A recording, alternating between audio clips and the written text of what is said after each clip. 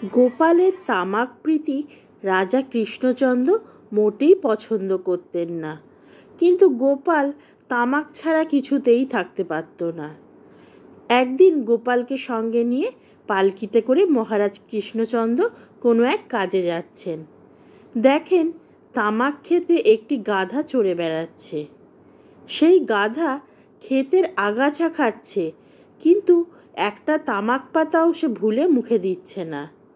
তখনই রাজামশাইয়ের মাথায় একটি বুদ্ধি খেলে গেল।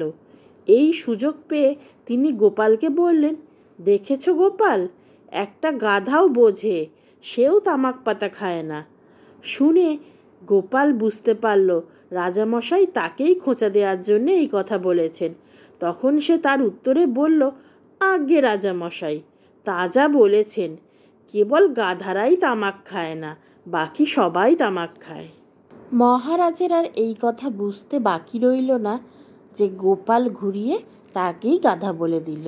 এই ধরনের সুন্দর সুন্দর গল্প শোনার জন্য এখনই আমার চ্যানেলটি সাবস্ক্রাইব করে নিন। আর গল্পটি কেমন লাগলো তা অবশ্যই কমেন্ট করে জানাবেন।